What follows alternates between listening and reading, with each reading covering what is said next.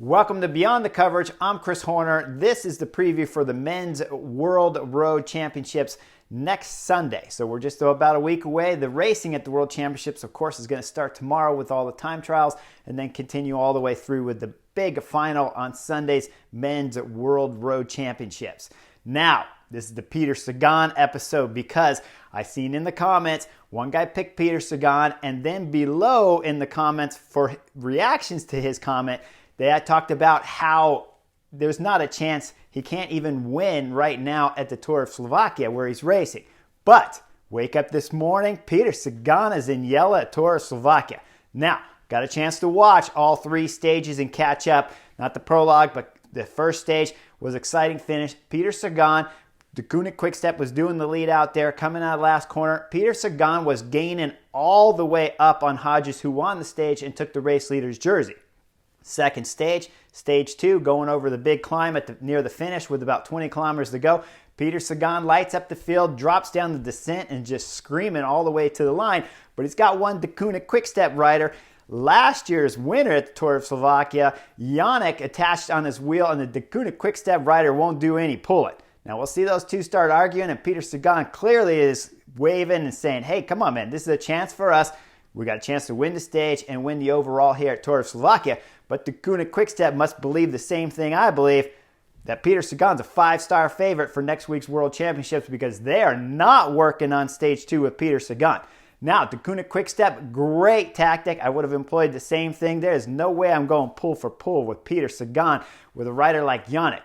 Now, Yannick does a fabulous job and even wins the stage at the finish of stage two, but when they're coming out of that right turn, it's crazy slippery. It's a final right turn with about 175 meters to go. Peter Sagan must feel that it's slippery. He backs off. Yannick stays on the gas, gets a gap on Peter Sagan, and Yannick wins stage two. Behind Peter Sagan, there's chaos back there with all the riders crashing, and Hodges, the Kunik Quickstep rider, current race leader at Tour of Slovakia, finds his way from a bad position because of the crash and comes through and gets third and gains some time bonuses to keep the yellow jersey.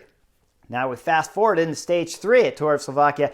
Peter Sagan, time bonuses come up. He smokes the whole Kunik Quickstep guys, takes maximum time bonuses.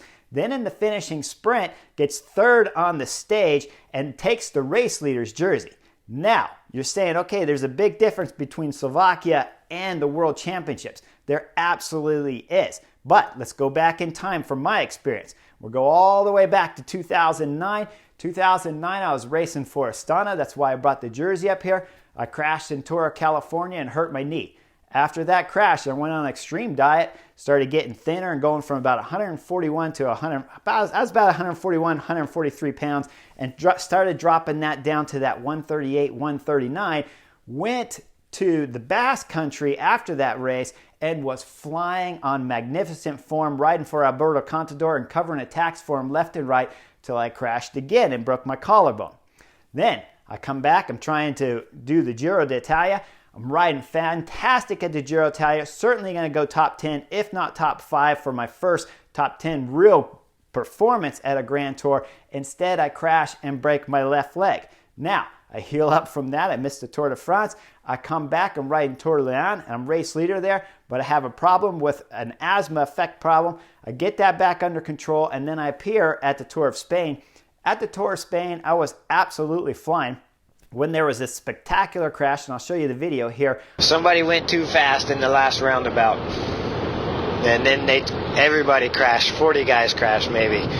And for me, I was in what I thought was a good position, but I guess sometimes there are no good positions if you don't have good luck. So before I knew it, I was on the ground and slid and hit my face into the concrete, and I think I had the wind knocked out of me for a while, and then I wasn't sure if I had a concussion or not because I was kind of a little dizzy, and my face was really sore, but my hand was bad, and I was kind of entangled on the other bikes too. I'm done for the year for sure. For sure my season is over, but I'm not stopping cycling. Now, when I finish that crash, I know everything's broken, and I go back home and I heal up again, and I come back for Tour of Lombardy and end up finishing in the top 10 at Tour of Lombardy. Every time I had that crash, I came back incredibly strong and incredibly fresh. That's why I brought the Tour of Spain jersey up here. That year, we all know I had a knee problem that year too. I missed about 5 months of the season, came back at Tour of Utah, raced fantastic at Tour of Utah, and then of course went on to win the Tour of Spain. Now, Peter Sagan, everybody says he's washed up. The last 2 years, every race that he's done, mainly the Tour de France, where everyone keeps calling him washed up and slow, he's had issues. Now, he's either been disqualification issues, he's had crashes, he's had knee problems, he's had knee surgery, he had COVID at the beginning of this year.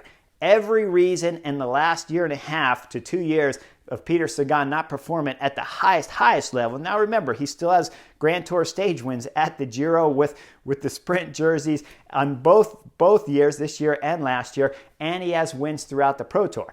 But because he didn't perform at the Tour de France, where he was crashed on stage 3, hurt his knee, later dropped out, had surgery on his knee, now we see him, he just gets done racing at the Benelux Tour. Now he's at Tour of Slovakia, coming even better, wearing the race leader's jersey today. I expect him and his Bora Hansgrohe riders to be able to wrap up tomorrow's stage with him in the yellow jersey, but we'll see how he does in the sprint. Either way, I'm putting him as a 5-star favorite for the World Championship. While Van Aert, in my mind, stronger and faster sprint finisher, Peter Sagan, cagey and tactically just an absolute genius.